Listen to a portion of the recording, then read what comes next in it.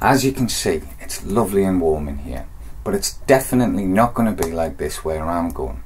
On what will probably be a very frosty morning in early March this year, I'm going to be shutting my front door in my hometown South Shields, England, and heading off in that direction.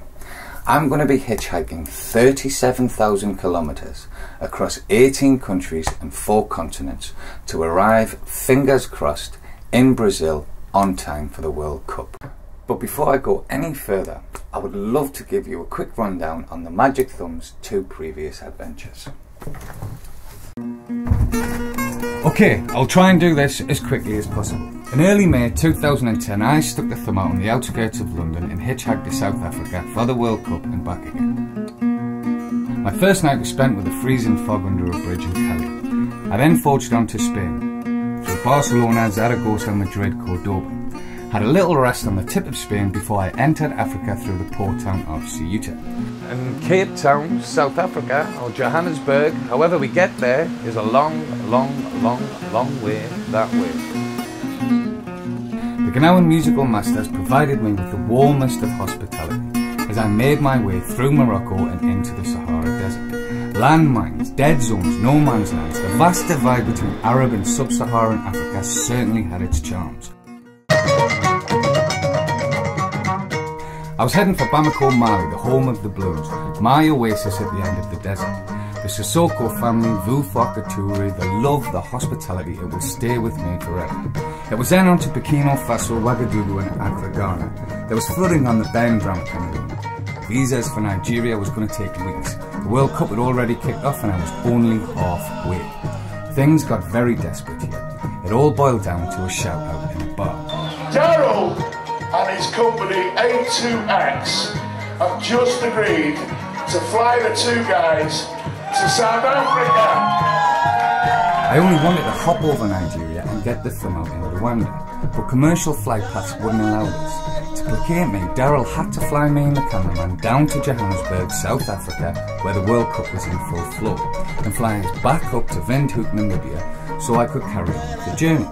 Well, I reached my destination, watched England get stuffed off the Germans, actually got attacked by lions, and fell in love with Africa. But the journey certainly didn't stop here. I don't want to give the game away, but I ran out of money, became famous in South Africa. A man called Tom Bassett entered the fray. With him came police escorts, ex-presidential suites, a philanthropy commission in Lagos, Nigeria, an Irishman stepped in to save our bacon, and all of this led up to a crazy crescendo involving the maddest of dashes, to try and get back to Newcastle to deliver my best man speech for a dear old pal. Did I get there on time? You best ask the bride. Anyway, on to the next. Magic. Okay, now this one is the Empire Strikes Back of the trilogy.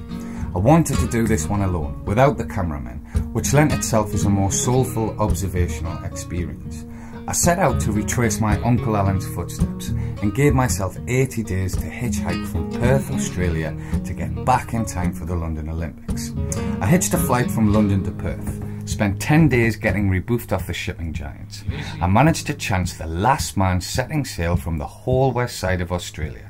His voyage across the Indian Ocean to the Cocos Islands, then on to Singapore, was my only option. I took it. We have to abandon ship. Are you prepared? 5 days of absolute hell. I would like rescue now, before it gets dark. 23 days after getting the thumb out, I was back to square one, Perth, Australia. I eventually got to Singapore and headed for Bangkok. Now Bangkok is visa central. I had a choice of 2 routes here. Choice 1, go left through Myanmar, Nepal, India, Pakistan, Afghanistan, Iran, etc. or straight up the middle of Thailand, Laos, China, into Kazakhstan and into the back of Europe through the Ukraine. I chose the latter. Too much time had been chewed up at sea, so it was north I went. Now China is beyond brilliant. It was like the Twilight Zone for me because I did not have a clue what was going on. But the people were excellent and so caring, I loved it.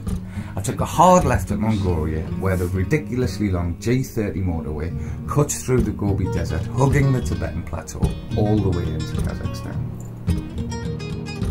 With half the distance left to travel at this point, and the London Olympics starting in a few days, this adventure still had quite a few hurdles to overcome before reaching its own finishing line.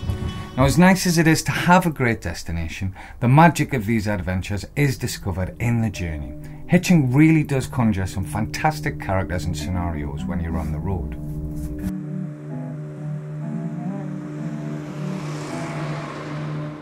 Now, this next project is the biggest challenge yet. The premise will remain the same. Once that front door is shut and the thumb held aloft, I will be relying on the goodwill of total strangers to carry the magic thumb 37,000 kilometres across 18 countries and 4 continents, all the way to Brazil. Of course, there will be some challenging times, but the overwhelming soundness of people the world over will be brought into focus because it's there in abundance. In the end, the plan is simple: to hitchhike around the world, to explore the soundness of humanity along the way, to love, to learn, to embrace and celebrate the uncertainty of not knowing what's around the corner, to forge on, to dissolve boundaries where stigma and prejudice have drawn their lines, to fear nothing, to roam free, enjoy the land and its people, to laugh and cry with all the love of the world, to get a good night's sleep and tell a cracking story. All of this will be beautifully wrapped up in a feature-length film, so please take a look at the 2 short teasers from the previous adventures attached below. They will give you a fuller flavour of what the Magic Thumb is all about, and our website, which will chronicle the upcoming journey as it unfolds, with all the previous shenanigans on there as well, with in-depth blogs, pics and videos. Now, thank you very much for taking the time to watch this, and I really hope you get on board to help make this happen. All the best, and here's to you and the Magic Thumb. Cheers.